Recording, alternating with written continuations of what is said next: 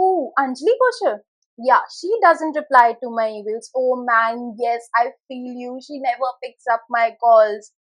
Yes, I have heard this hundreds of times from my PR friends that I don't pick up the call, I don't reply to the emails, I don't see the WhatsApp messages.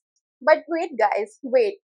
Maybe there is something that maybe is not going my way when you are pitching, right? So, this video is going to be not just about information overload, but a lot of emotions, what we feel as a journalist, and of course, considering what you feel as PR. But this video will concisely wrap up how to pitch as a PR to a journalist, how to pitch your story so that it gets accepted, gets acknowledged. Hi everyone, Namaste. This is Anjali Kochar. Welcome back to my channel, Took Wings by Anjali Kochar. So this is part 2 of Pitch Like a Pro. This is PR version. Next we are going to come up with the founder version as well. But before we start the video, please like the video, comment with any questions you have, any suggestions you have of what kind of stories or what kind of topics should I cover in my upcoming videos. And of course, do subscribe to my channel if you like my videos, and share with someone who would want to know more about the media landscape. And not just that, not just media. I talk a lot about motivation. I talk about life in general. I share a lot of stories, guys. What can you expect from a journalist other than stories to share? So I have a lot of stories to share, not just around media, but some heartwarming stories as well. So do subscribe to the channel. Because first of all, you need to keep in mind and understand journalists' inbox. We as journalists have, hundreds of emails, hundreds of WhatsApp messages, hundreds of calls every day, जिसमें सिर्फ stories होती हैं, जिसमें बस pictures होते हैं, जिसमें बस मीडिया एंगल्स होते हैं, राइट? तो हमारे पास ऑलरेडी बहुत सारी स्टोरी एंगल्स होते हैं. Understand that situation. और जिस बंदे के पास हंड्रेड्स ऑफ स्टोरीज रोज आ रही हैं, for that person to click on your email, to read your email, to accept your pitch, it takes effort. ठीक है? I mean, I hope a lot of you understand that fact already, but ये एक reminder है. Reminder coming from a journalist to my beginner PR friends that understand that landscape, that we already have a lot of pitches which are coming every day. मतलब आप मानो हर दिन में अगर इतनी सारी स्टोरीज, इतनी सारी बॉम्बार्डिंग हम पे होने वाली है, तो to reply to each email might take some time. And to आप लोगों के लिए, to make your story relevant, it takes effort also. Okay, तो वो एफर्ट आपको डालना जरूर है, considering the amount of stories we are bombarded with every day.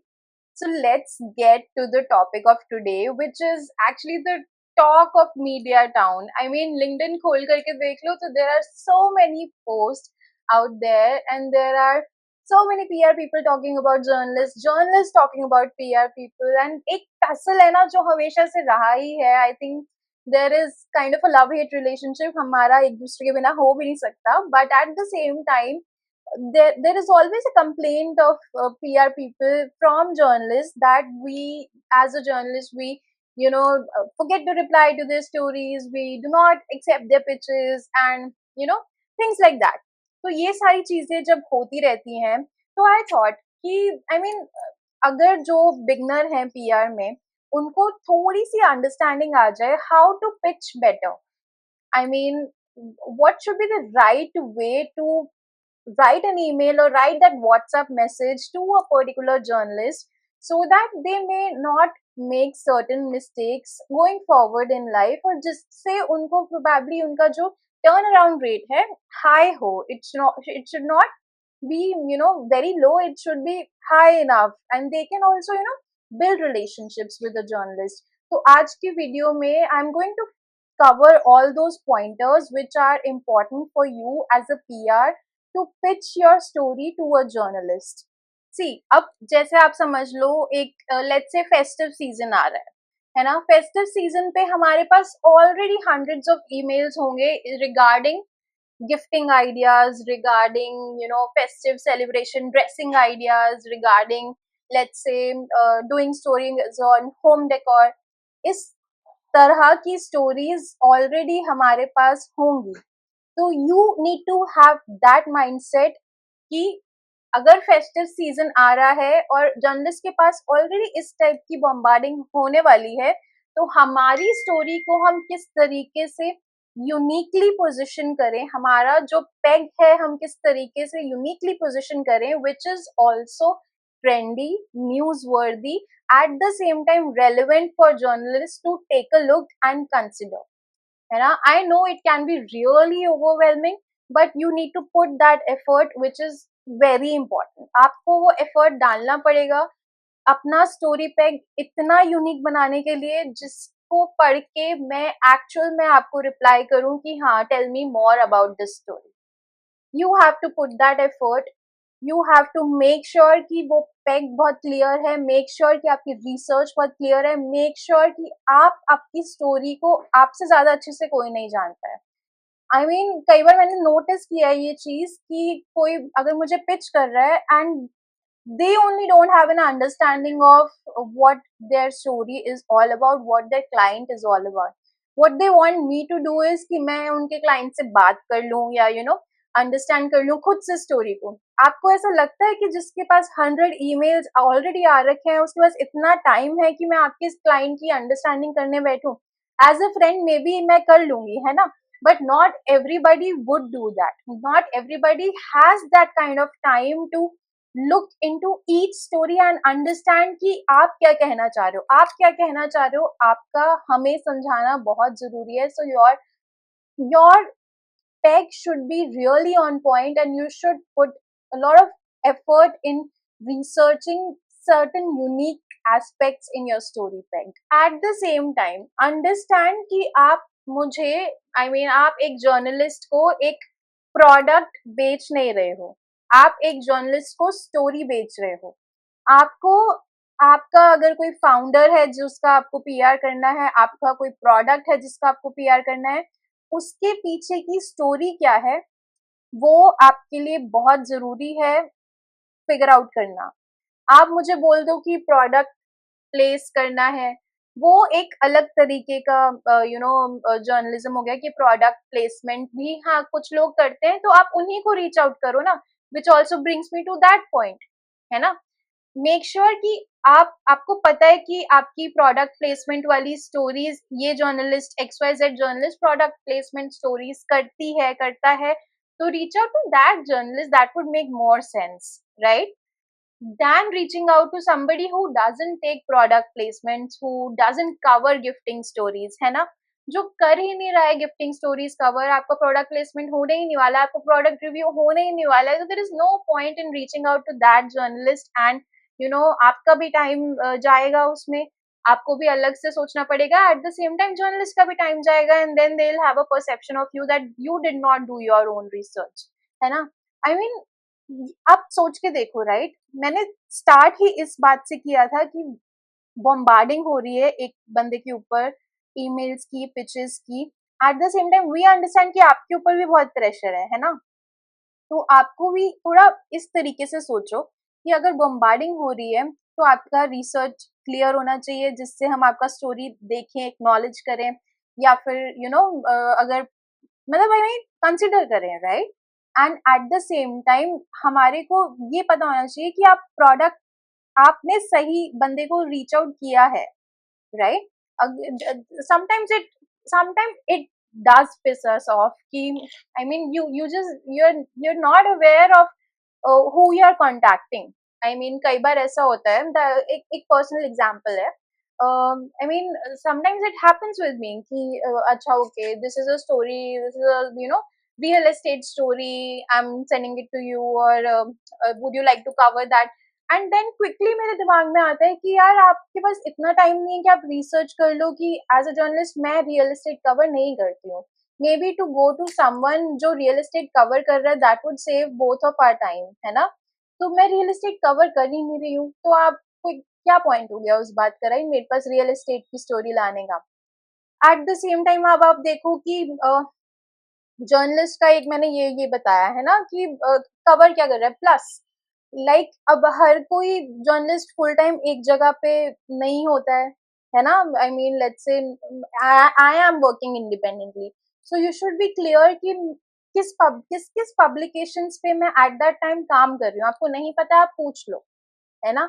But you can't say, और यू कांट जस्ट जैसे लेट्स से कोई RBM हो रहा है तो आप मेरे आइडेंटिटी में लेबल्स नहीं लगा सकते हो कि आई कवर दिस डोमेन और I cover I write for this publication without even confirming it with me, है ना? थोड़ा रिसर्च करो गाइस, थोड़ा रिसर्च करो in understanding your journalist as well, कि एक तो रिसर्च करो अपना स्टोरी समझने में, देन रिसर्च करो अपने जर्नलिस्ट को समझने में।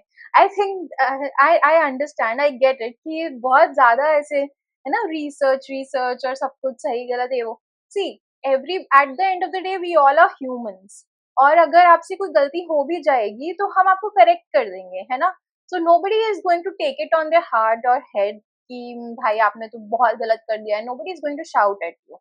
आई मीन ऑफ कोर्स ये दोनों साइड से जरूर होता होगा, कुछ केसेस होते होंगे विच यू नो मेरे को भी सुनने में आते हैं, है ना, कि जर्नलिस्ट के थ्रू ऐसा हार्श कमेंट, बट अगेन थोड़ा, I mean I am not justifying that kind of behaviour coming from a journalist और that kind of behaviour coming from a PR as well. किसी भी तरीके से उस लेवल पे जाने की जरूरत ही नहीं है, but at the same time आपको थोड़ा सा मेक श्योर करने की जरूरत है कि your research is clear whenever you are pitching a story to a journalist. If I come to the template of your pitch email or pitch message or a pitch call, तो एक simple सा template होता है जिसमें मुझे पहली दूसरी line में पता लग जाना चाहिए कि ये स्टोरी क्यों रेलिवेंट है। It should either be backed up with certain facts for certain study, कोई स्टडी हुई है जो रिसेंट टाइम में हुई है, कोई रिसर्च हुई है जो रिसेंट टाइम में हुई है।